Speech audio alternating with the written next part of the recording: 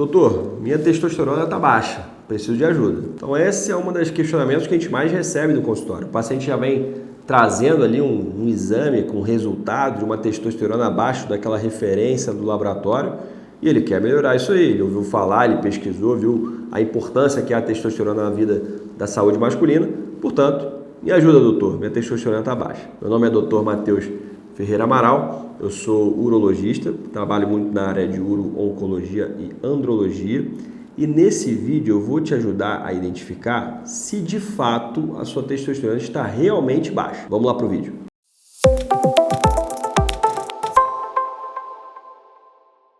Bom, antes da gente começar a te explicar formas de avaliar se está baixo ou não esqueça de curtir o vídeo, se inscrever no canal, trazer seu depoimento, quanto que está a sua testosterona nesse momento e se você está bem, encaminhar esse vídeo para quem você julga necessário. Primeira coisa, pessoal, esse valor normal que o laboratório está colocando ali como valor de referência é extremamente conflitante. As sociedades divergem em todas elas sobre esse valor normal. A Sociedade de Urologia Brasileira põe 1, a americana é igual à brasileira, que fala em 280. A Sociedade de Endocrinologia fala outra coisa. Tem sociedades que falam em 350, 300, 280, 250.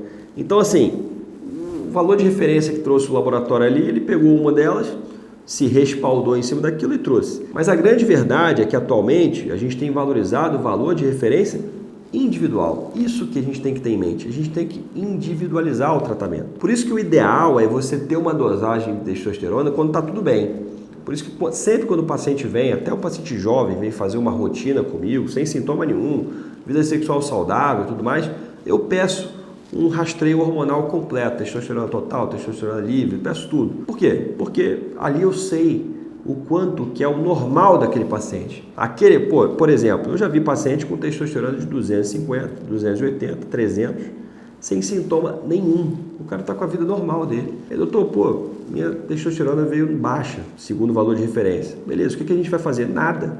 Aquele é o normal para aquele paciente. Aquela testosterona ali está fazendo com que ele funcione tudo normal. Mais para frente, quando ele tiver uma queda libido, uma disfunção erétil, a gente vai repetir esse exame.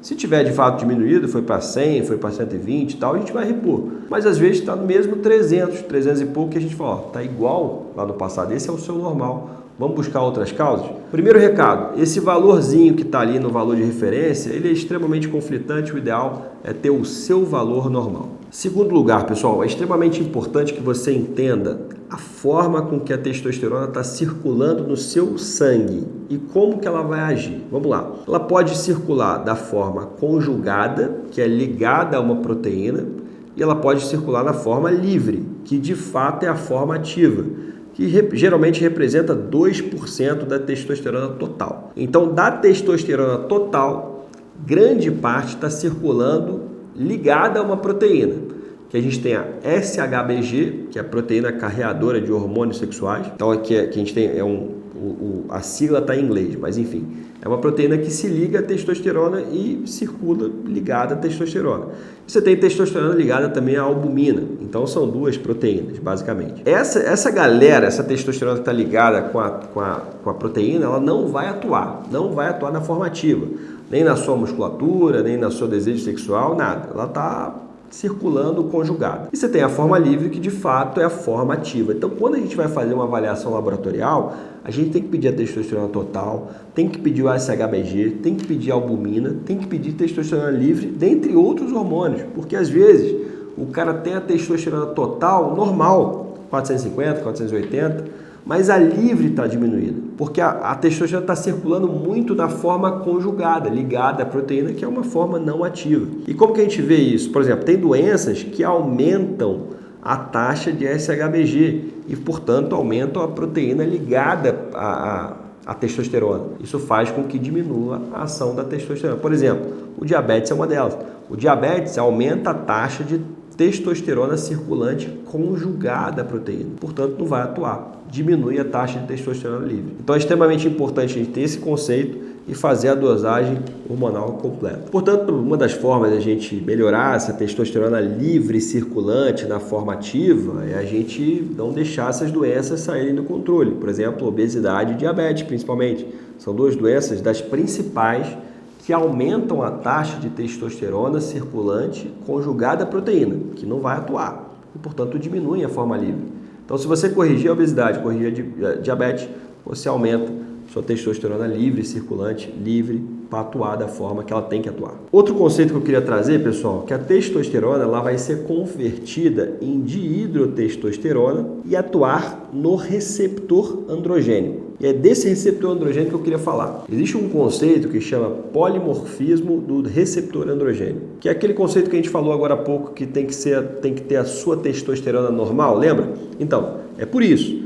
Você tem um receptor androgênico que a sensibilidade desse receptor à testosterona é diferente para cada paciente. Então, aquele paciente que tem uma testosterona total ali circulante de 250 e não tem sintoma nenhum, o receptor androgênico dele está adaptado àquela quantidade e ele é mais sensível àquela quantidade de testosterona. Ele não precisa de mais, aquela sensibilidade está ajustada para aquela quantidade. E tem paciente, por exemplo, que a vida toda ficaram com a testosterona ali de, por exemplo, por isso que é importante, ficaram a vida toda com a testosterona normal. O normal dele era 800, era 1000. E aí, quando ele vai fazendo 55, 56, 60 anos, a testosterona dele caiu para 400, por exemplo, 450. Ora, no valor de referência está normal, mas ele está sentindo claramente ali sintomas de uma baixa testosterona, como dificuldade de perda de peso, dificuldade de ganho de massa muscular. Ele está perdendo um pouco a memória, está um pouco esquecido, está dormindo mal, está irritado, está com baixa da libido. Então eu descrevi aqui o grupo de sintomas para a queda da testosterona. Ele está sentindo isso tudo e o laboratório está mostrando a testosterona de 400, 450. Por quê? O receptor androgênico dele estava acostumado a vida inteira com uma testosterona de 800, de 1000. Agora está 450 e ele está sentindo. Então você ter esse conceito em mente de polimorfismo do receptor androgênico impede de você cair naquela falácia que é o seguinte: o paciente chegou com uma testosterona normal, não, está normal, tchau, não tem que repor testosterona porque sua testosterona está normal. Então vai buscar outras causas. Tá vendo como que é complexo você avaliar esse paciente? Você precisa de um histórico dele, você precisa estudar o receptor androgênico desse paciente, entender a sensibilidade desse paciente à testosterona. Portanto, se um paciente chega para mim com uma testosterona limítrofe 380, 400, 300, que teoricamente ainda está no limite ali inferior, mas ainda está normal no valor de referência, eu posso aventar a possibilidade de ser essa possibilidade do receptor androgênico dele estava acostumado com uma testosterona de 600, de 800, de 1000, agora está 400, ainda na faixa normal, entre aspas, mas que está causando sintomas nesse paciente. Então não é impossível eu fazer um teste terapêutico, eu testar, iniciar uma reposição, avaliar qual que vai ser a resposta dele a essa reposição de forma inicial. É claro, respeitando indicações e contraindicações da reposição hormonal, oferecendo ao paciente algum tipo de resposta. Portanto, entender esse polimorfismo, essa forma diferente do receptor androgênico, que é diferente para cada pessoa, é extremamente importante para a gente avaliar de maneira correta esse paciente. Como a gente conversou, a testosterona livre é a forma ativa e a forma funcionante da testosterona. Então a gente tem que avaliar de maneira correta essa testosterona livre. A gente pode fazer isso de forma da testosterona livre calculada, existe uma forma para a gente calcular essa testosterona, o laboratório pode fazer ou o profissional pode fazer no consultório. E se você for dosar diretamente a testosterona livre no sangue, tem que ser por duas técnicas específicas, a técnica de diálise e a técnica ultracentrifugado. Então são duas técnicas de dosagem laboratorial que o laboratório tem que respeitar. Se ele fizer, por exemplo, radioimunoensaio, por exemplo, não serve. Então o seu laboratório tem que ser de qualidade para fazer uma dosagem correta da testosterona livre. Outra coisa interessante é a gente saber dosar no horário correto. A gente sabe que para pacientes mais velhos, acima de 40 anos, 50 anos, a produção de testosterona se torna mais homogênea. Então não faz muito sentido num paciente de 60, 50 anos você mandar ele dosar a testosterona num certo horário específico. Mas no paciente jovem, com menos de 40 anos, existe sim um pico na produção de testosterona de manhã, pela manhã, onde a gente tem, por exemplo, aquela ereção matinal. Então faz sentido a gente dosar a testosterona de manhã, procurando ali aquele pico hormonal do paciente. Então essa variação circadiana é importante entender para saber a hora de dosar. E por fim, algo muito importante, extremamente negligenciado, é a variação pessoal daquele paciente na produção de testosterona. Para a gente taxar esse paciente com baixa testosterona, a gente precisa de mais de uma dosagem.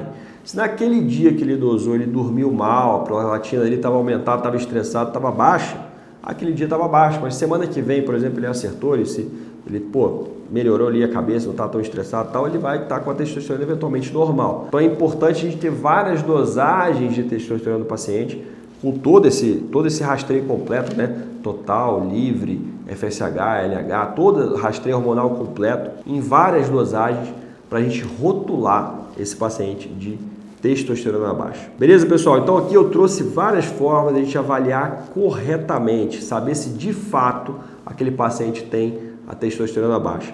É um vídeo extremamente importante, extremamente inserido na nossa prática diária. Portanto, peço para você para curtir o vídeo. Isso ajuda o YouTube a entender a relevância e ajuda também a gente a entender que a gente está no caminho certo. Se inscreva no canal para ajudar. Deixe seu comentário sobre a sua experiência com a sua testosterona baixa ou não. E não esqueça de encaminhar esse vídeo para quem você julgue necessário. E até o próximo vídeo, pessoal.